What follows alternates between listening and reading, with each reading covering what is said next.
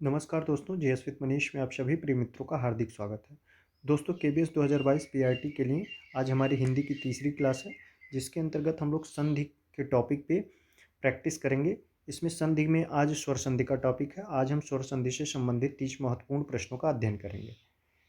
ठीक है, इसी के साथ आज की क्लास को शुरू करते हैं, जिसमें हमारा आज का पहला प्रश्न है, दो वर्णों के मेल से होने वाले विकार को क्या कहते हैं? संधि कहते हैं, समास कहते हैं, उपसर्ग कहते हैं या प्रत्यय कहते हैं? तो दो वर्णों के मेल से होने वाले विकार को हम संधि कहते हैं। समास किसे कहते हैं? तो जहाँ दो शब्दों का आपस में मेल होता है वहाँ पे समास होता है। उपदांश जो किसी भी शब्द के आदि में जुड़कर उसके अर्थ को परिवर्तित कर दे वो उपसर्ग कहलाते हैं, और ऐसे शब्दांश जो किसी शब्द के अंत में जुड़ करके उसके अर्थ में परिवर्तन कर दें वो प्रत्यय कहलाते हैं। अतः ऑप्शन नंबर 1 सही हो जाएगा। दो वर्णों के मेल को संधि कहते हैं। अगला प्रश्न देखेंगे, दयानंद में प्रयुक्त संधि का नाम है गुण संधि, दीर्घ संधि, व्यंजन संधि। तो दयानंद का सबसे पहले हम लोग संधि विच्छेद करेंगे तो हो जाएगा दया धन आनंद बराबर दयानंद। यहाँ पे आ और आ मिल करके आ हो रहा है, जो ऑप्शन नंबर 2 सही हो जाएगा। दयानंद में प्रयुक्त संधि जो है वो दीर्घ संधि हो जाएगी। अगला प्रश्न देखेंगे, कपीश में प्रयुक्त संधि का नाम है वृद्धि संधि, दीर्घ संधि, यण संधि या विसर्ग संधि।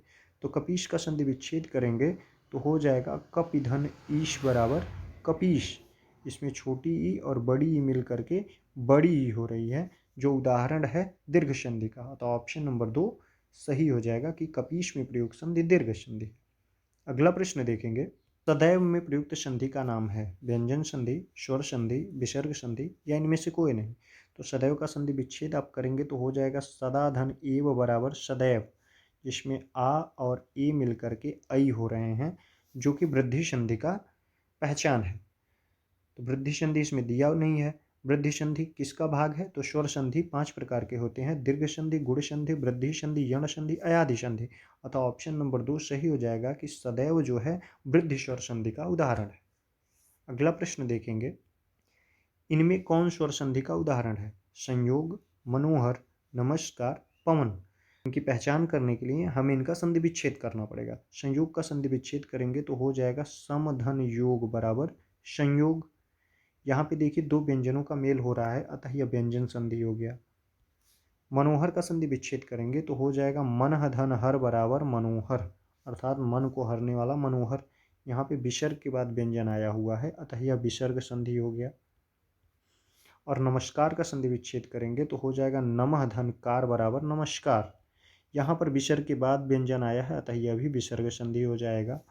पवन जो हो गया, पवन बचा तो पवन हमारा क्या हो जाएगा? स्वर संधि का उदाहरण हो जाएगा। इसका जब हम संधि विच्छेद करेंगे तो हो जाएगा पो धन अन बराबर पवन। यहाँ पे ओ और अ मिल करके व हो रहे हैं, जो कि यण संधि का उदाहरण हो जाएगा। अतः ऑप्शन नंबर 4 सही। अगला प्रश्न देखेंगे, निम्नांकित में से कौन सा शब्द वृद्धि संधि का उदाहरण नहीं है? वृद्धि संधि के उदाहरण को पहचानने की एक छोटी सी क्रियाविधि है। वृद्धि संधि के उदाहरणों में अ और औ आता है। तो देखिए ऐ और औ को छोड़ के इसमें कोई है? इसमें देखिए ऐ है, अतः यह वृद्धि संधि का उदाहरण है। इसमें औ है, यह भी वृद्धि संधि का उदाहरण है। यहाँ देखिए यहाँ ऐ और या औ नहीं आया है, इसमें औ आया है, यह भी वृद्धि संधि का उदाहरण है। अतः ऑप्शन नंबर 3 जो है वृद्धि संधि का उदाहरण नहीं है। ऐसे भी आप पता लगा सकते हैं। अगला प्रश्न देखते हैं, निम्न में से दीर्घ संधि युक्त पद कौन सा है? महर्षि, देवेंद्र, सूर्योदय या दैत्यारी। तो दीर्घ संधि युक्त जो पद है वह कौन सा है? तो महर्षि का संधि विच्छेद करेंगे तो हो जाएगा महाधन ऋषि बराबर महर्षि।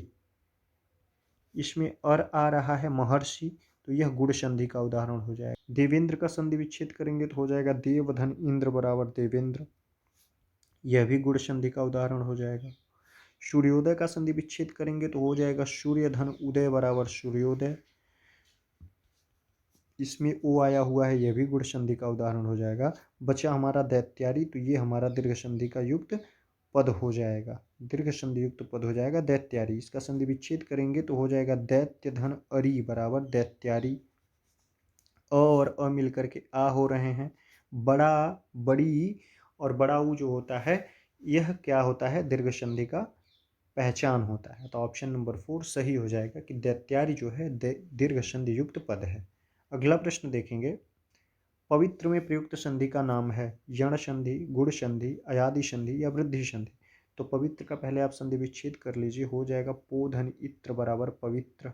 यहाँ पर पूर्व पद में ओ के बाद ई आया है, अतः ओ को व हो जाएगा और पवित्र हो जाएगा। तो वह होना अर्थात यह यण संधि का उदाहरण है। ऑप्शन नंबर 1 सही हो जाएगा।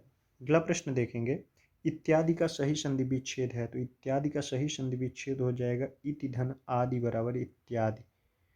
देखिए किस ऑप्शन में इति धन आदि दिया हुआ है, तो इति धन आदि दिया हुआ है ऑप्शन नंबर 4 में, अतः इत्यादि का सही संधि विच्छेद ऑप्शन नंबर 4 सही हो जाएगा, इति धन आदि।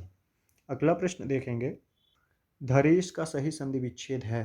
तो धरेश का सही संधि विच्छेद हो जाएगा धरा धन ईश बराबर धरेश, और धरा धनीश ऑप्शन नंबर 3 में सही है कि धरा धनीश बराबर धरेश हो जाएगा।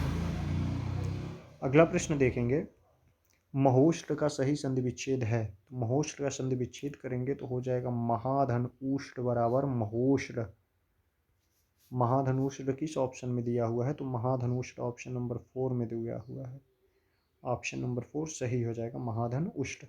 अगला प्रश्न देखेंगे, महेश का सही संधि विच्छेद है। तो महेश का संधि विच्छेद करेंगे तो हो जाएगा महाधन ईश बराबर महेश।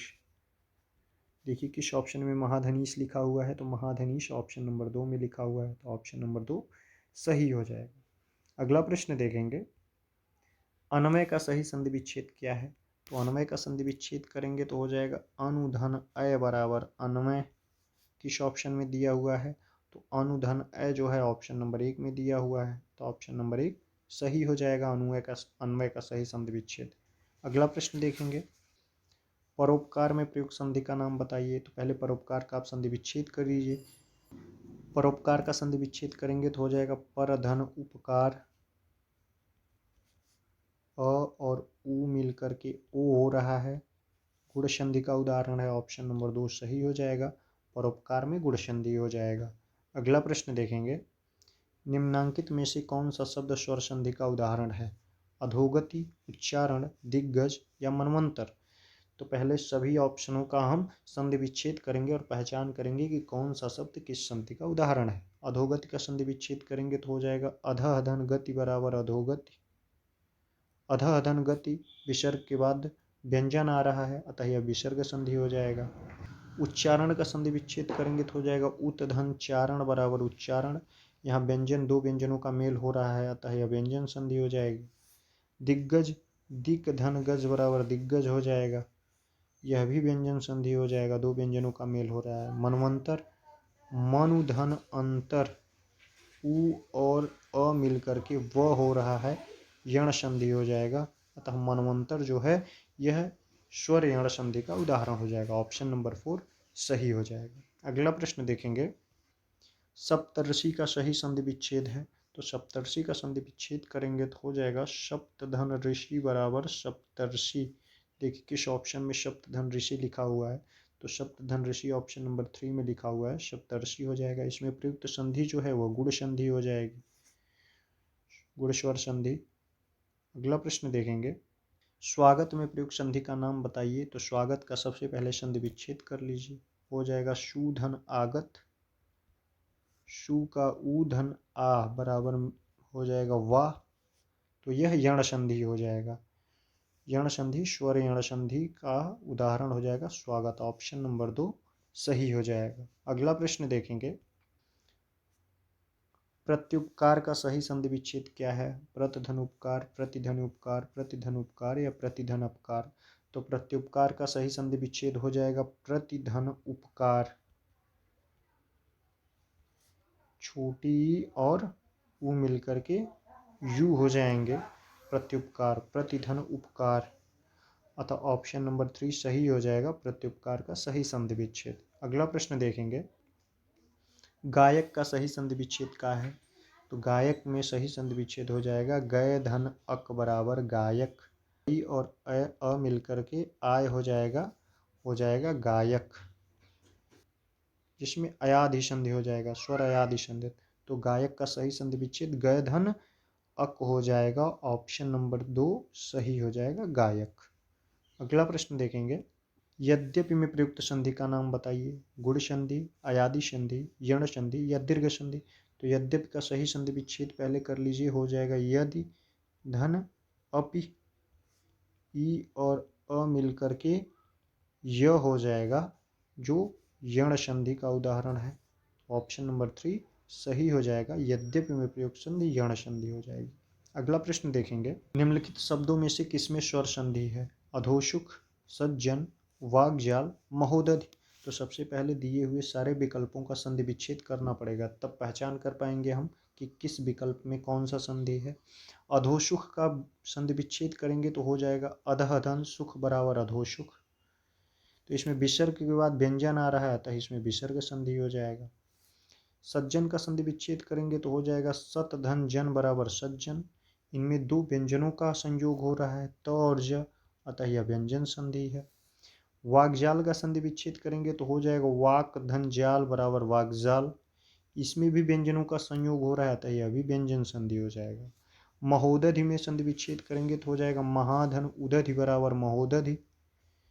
आ धन उ बराबर ओ हो जाएगा, अतः यह जो हो जाएगा यह स्वर गुण संधि हो जाएगा। ऑप्शन नंबर 4 महोदधि जो है यह स्वर संधि का उदाहरण है, और स्वर संधि में भी गुण संधि का उदाहरण है, अतः ऑप्शन नंबर 4 सही हो जाएगा। अगला प्रश्न देखेंगे, पवित्र का सही संधि विच्छेद करिए। तो पवित्र का सही संधि विच्छेद हो जाएगा पो धन इत्र बराबर पवित्र।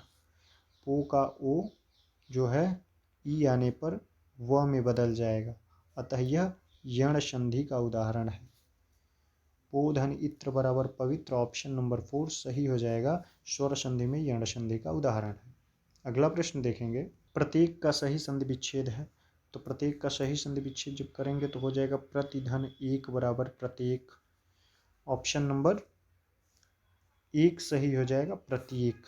प्रतिधन एक बराबर प्रत्येक, यह यण संधि का उदाहरण है। अगला प्रश्न देखेंगे, गिरीश का सही संधि विच्छेद होगा। तो गिरीश का सही संधि विच्छेद गिर धन ईश बराबर गिरीश होता है,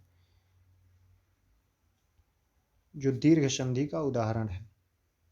तो गिरि धन ईश बराबर गिरीश, ऑप्शन नंबर 2 सही हो जाएगा। अगला प्रश्न देखेंगे, नायक में प्रयुक्त संधि का नाम है दीर्घ संधि, गुण संधि, वृद्धि संधि या अयादि संधि। तो नायक का संधि विच्छेद करेंगे तो हो जाएगा नय धन अक बराबर नायक। इसमें ऐ और अ बराबर मिल के हो जाएगा आय, यह अयादि संधि का उदाहरण है। अयादि संधि का उदाहरण ऑप्शन नंबर 4 सही हो जाएगा, नायक जो है स्वर अयादि संधि का उदाहरण है। अगला प्रश्न देखेंगे, चंद्रोदय में प्रयुक्त संधि का नाम बताइए। यण संधि, गुण संधि, वृद्धि संधि या दीर्घ संधि। तो चंद्रोदय का पहले आप संधि विच्छेद करेंगे तो हो जाएगा चंद्र धन उदय बराबर चंद्रोदय। अ धन उ मिल करके ओ हो रहा है, वो किस संधि में होता है? तो गुण संधि में ओ होता है, ए होता है, अर होता है, अतः ऑप्शन नंबर 2 सही हो जाएगा, चंद्रोदय में प्रयुक्त संधि गुण स्वर संधि हो जाएगी। अगला प्रश्न देखेंगे, स्वर संधि के कितने भेद होते हैं? 3, 4, 5 या 7। तो स्वर संधि के कुल 5 भेद होते हैं, दीर्घ संधि, गुण संधि, वृद्धि संधि, यण संधि और अयादि संधि। तो स्वर संधि के 5 भेद होते हैं, ऑप्शन नंबर 3 सही हो जाएगा। अगला प्रश्न देखेंगे, स्वर संधि का उदाहरण कौन सा है? वागीश, दिगंबर, रत्नाकर या दुष्कर्म। तो पहले दिए हुए विकल्पों का संधि विच्छेद करेंगे, तब पहचान करेंगे कि कौन सा विकल्प किस संधि से संबंधित है। वागीश का संधि विच्छेद करेंगे तो हो जाएगा वाक धन ईश बराबर वागीश। यहाँ पे क अपने ही वर्ग के तीसरे वर्ण में ग में बदल रहा है, अतः इसमें व्यंजन में परिवर्तन हो रहा है, इसलिए यह व्यंजन संधि हो जाएगा। दिगंबर, दिक धन अंबर बराबर दिगंबर हो जाएगा, इसमें भी क अपने ही वर्ग के तीसरे वर्ण ग में बदल रहा है, व्यंजन में परिवर्तन हो रहा है, इसलिए ये भी व्यंजन संधि हो जाएगी। रत्नाकर, रत्न धन आकार बराबर रत्नाकर, अ धन आ मिलकर के आ हो रहा है, अतः यह दीर्घ संधि का उदाहरण, स्वर दीर्घ संधि का उदाहरण हो जाएगा। दुष्कर्म, दुह धन कर्म बराबर दुष्कर्म, विसर्ग के बाद व्यंजन आ रहा है, अतः यह विसर्ग संधि हो जाएगा। तो स्वर संधि का उदाहरण ऑप्शन नंबर 3 रत्नाकर हो जाएगा। तो ये रहे स्वर संधि से संबंधित हमारे आज के 30 प्रश्न, जो कि आपकी परीक्षा की दृष्टि से काफ़ी महत्वपूर्ण हैं। इसी तरीके से कल हम लोग व्यंजन संधि के 3 प्रश्नों का अध्ययन करेंगे और उसकी अगली क्लास में विसर्ग संधि से संबंधित 30 महत्वपूर्ण प्रश्नों का अध्ययन करेंगे, जिससे आप लोग संधि के सभी प्रकार के प्रश्नों को करने में सक्षम होंगे। ठीक है, मिलते हैं अगली क्लास में। धन्यवाद।